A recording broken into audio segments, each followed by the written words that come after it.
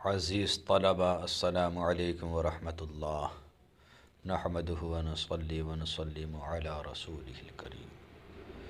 پیارے بچوں، آج آپ پڑھیں گے فارسی کی پہلی کتاب کا صفحہ نمبر 38۔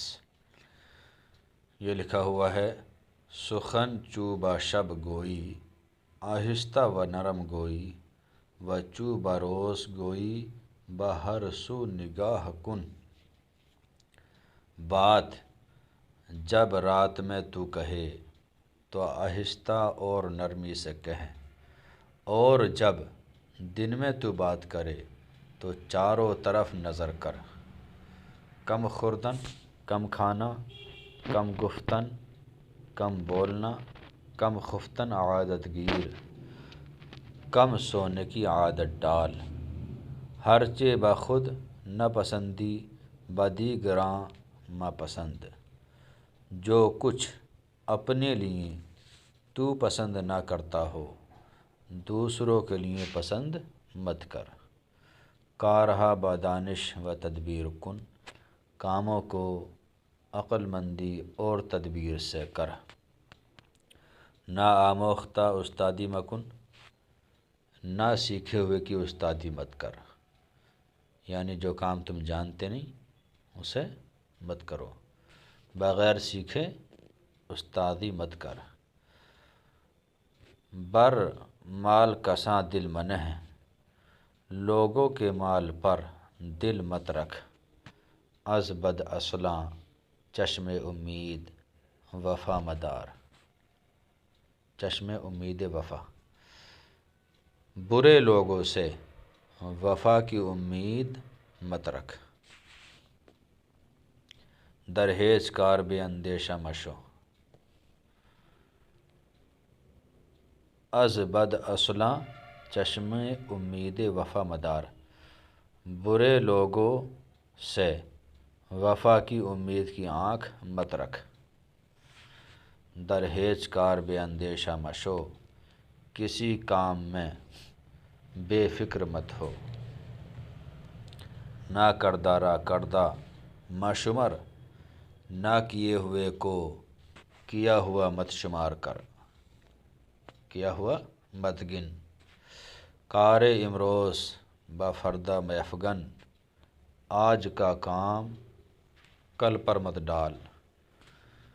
با بزرگ تر از خود مزاح مکن، یہ لفظ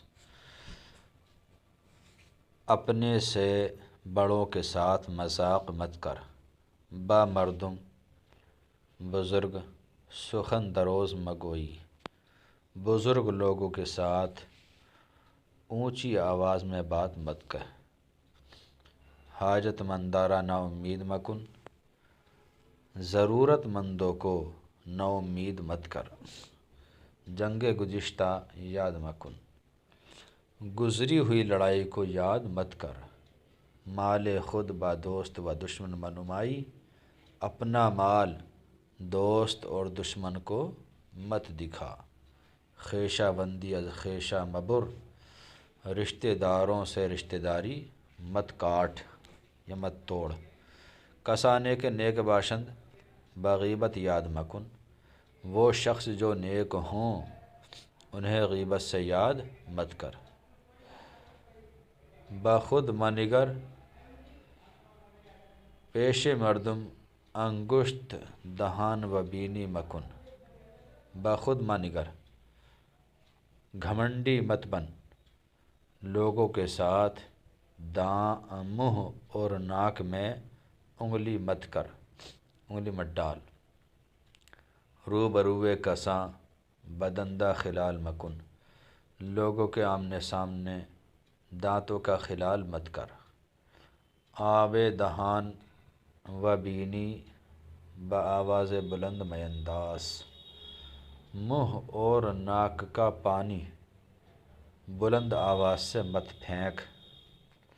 ہنگام فاضہ دست بر دہن نہ، جماہی کے وقت ہاتھ منہ پر رکھ لے۔ سخن ہزل آمیز مگوئی،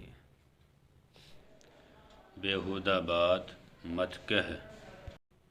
مردم را پیش مردم خجل مکن، لوگوں کو لوگوں کے سامنے شرمندہ مت کر۔ غمازی بچشم اشارہ مکن۔ یہ آپ کا صفحہ نمبر 38 مکمل ہو گیا۔ اللہ تعالیٰ سے دعا ہے کہ اللہ تعالیٰ ہر مسلمان کو علم دین سیکھنے کی توفیق عطا فرمائے۔ السلام علیکم ورحمۃ اللہ۔